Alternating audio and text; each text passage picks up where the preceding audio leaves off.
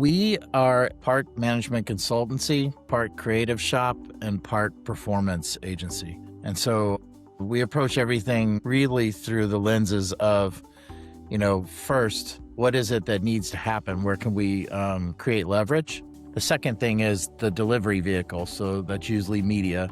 And then third and lastly is what is the communication or the creative message that's going to convert. Before I discovered Spatial, we were applying Mosaic platforms, for instance. And we found it to be expensive and not as versatile and not as up to date, not as immediate in its evolution of the data from the consumer level. Applying the Spatial AI segments inside of Placer, we actually looked at it like, okay, we can now look at any location, any business, and we can look at its competitive set. And as I got more and more into its capabilities, I started to realize its true power for me as an agency is in segmenting audiences, not just looking at the sheer volume of audiences, who footfalls into a location, and the days of week and all that stuff's great. And it's great for understanding the relative health of a business. But what we realized is that understanding who those people were was far more powerful. You may think that there's a one-size-fits-all customer base for some big brand, right? And it's just not the case. Like we found that, you can roll a system level lookup and say, these 4 segments account for most of your visits, right?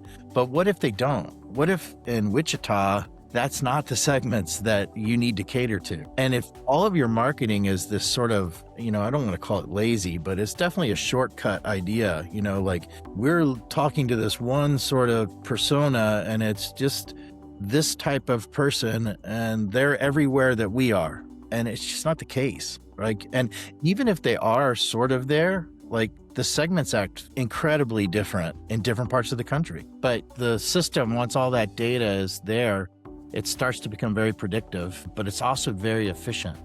So like we're seeing, incredible efficiencies. Most of our competitors are outspending us 10, 11, 12, 13, 14 to 1 for the same traffic. Red Robin has just released its annual 2025 results and Q4 results just a couple weeks ago. And their stock price took a big leap, I think a 38% leap. We're still in the early days of doing this, and it's not all our system, right? There's a lot going on at Red Robin.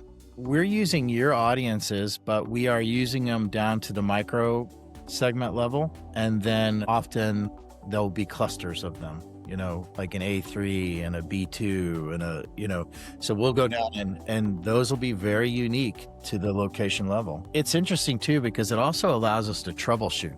So like one thing we've found is that whenever we have a part of the system that raises its hand and says, we're really hurting or traffic's down or, whatever, the first thing we look at are those audiences. Like, oh, okay, there's been a shift. These audiences that were here when you put this restaurant here 20 years ago are no longer here, or they're moving to this other area, or, this other audience is moving in. So it allows us to get strategic on targeting new audiences as well. And looking where they're going in the competitive set. That is like omniscient level. If years ago, that wasn't a possibility. You'd have to do some serious quantitative research to find out, what a share of wallet was. Thank you for everything you've done, because I spend every day on your platform fooling around and just trying to learn more about the marketplace. I was in there today looking at credit card spend. And it's amazing what's available now. What I also say is that even though all of these great tools are available, it's also amazing how people default to the easy route. And that's something that I would say, we take a lot of care about, which is that, when Google or Facebook or any of the big players, when they give you direction about how to use their platform, it's almost always to their benefit. And all these tools like Spatial and Placer, these are tools that you can use to your benefit. And, I think that's where I've found a ton of value. But again, most people are just letting Google and Facebook think for them.